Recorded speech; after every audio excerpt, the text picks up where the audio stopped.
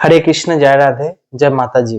আজ আমি আপনাদেরকে পঞ্চম দিন অর্থাৎ মা স্কন্দ মাতার যে মন্ত্র, স্কন্দ মাতার প্রিয় ভোগ এবং এই দিনে যে আপনারা ব্রত করছেন, এই ব্রত করলে কি ফল লাভ হয় এবং আজকের দিনে শত্রু ভয় থেকে বাঁচার বিশেষ টোটকা রয়েছে, উপায় রয়েছে বলবো।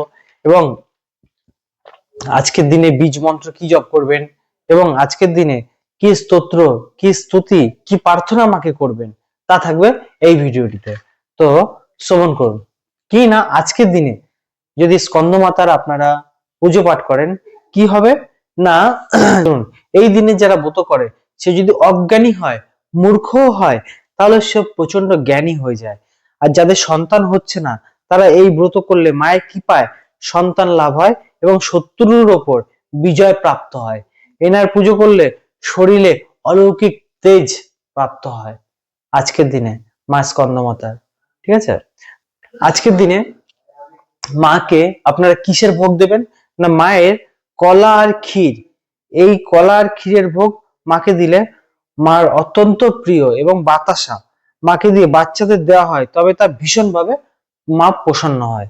কলার ভোগ আর ক্ষীরের ভোগ মায়ের অত্যন্ত প্রিয়। এবং মাকে কি পুষ্প দেবেন আজকে না, জবা ফুল, মায়ের লাল রঙের ফুল ভীষণ প্রিয় আজকের দিনে। অভিষেক করালেন, অভিষেক মাকে আপনারা যে জল আছে সেই জলের মধ্যে গোলাপের পাপড়ি দিয়ে মাকে সেই জল দ্বারা অভিষেক করাতে পারেন। একটু সুগন্ধি মিশিয়ে দেবেন, লাল চন্দন মিশিয়ে দিতে পারেন, রলি মিশিয়ে দিতে পারেন, দিয়ে মাকে অভিষেক করাবেন। তো অভিষেক করানোর পরে ফুল দেওয়ার পরে মাকে যে প্রার্থনা করবেন কি বলবেন, সিংহাসন গতা নিত্যং পদ্মাঞ্চিত কর দয়া শুভদাস্তু সদা দেবী স্কন্দ মাতা যশস্বিনী বলে প্রার্থনা করবেন। এবং মায়ের সামনে যে স্তোত্র পাঠ করবেন,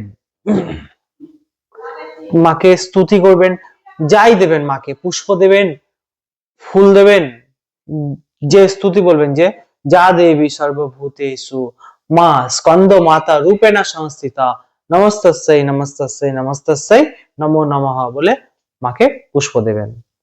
তো আজকের দিনে কি বলবেন যে মা আপনাকে সেই শত্রুর হাত থেকে রক্ষা করবে।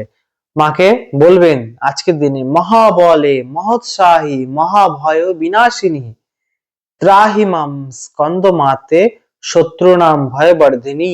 এই মন্ত্র যদি আজকের দিনে পাঠ করে মাকে বলেন, হে মা আমাকে শত্রুর ভয় থেকে বাঁচাও, এতে শত্রুর পরাজয় হয় এবং আপনার সাফল্য লাভ হয় এই আজকে স্কন্দ মাতার দিনে।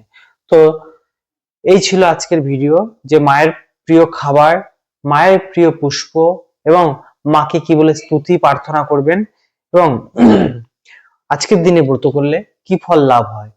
ঠিক আছে, তো যদি ভিডিওটি ভালো লাগে তাহলে ভিডিওটির সঙ্গে জুড়ে থাকুন এবং ভিডিওটিকে সাবস্ক্রাইব করে রাখুন ভবিষ্যতে এই ধরনের ভিডিও পাওয়ার জন্য। এর পরবর্তী যে ভিডিও থাকবে তা থাকবে ষষ্ঠ দিনের ব্রত নিয়ম। তো ষষ্ঠ দিনে অর্থাৎ মা কাত্যায়নীর এর পরবর্তী ভিডিও আপনাদের কাছে পাঠাবো, তার জন্য চ্যানেলটির সঙ্গে জুড়ে থাকুন। জয় মাতাজি।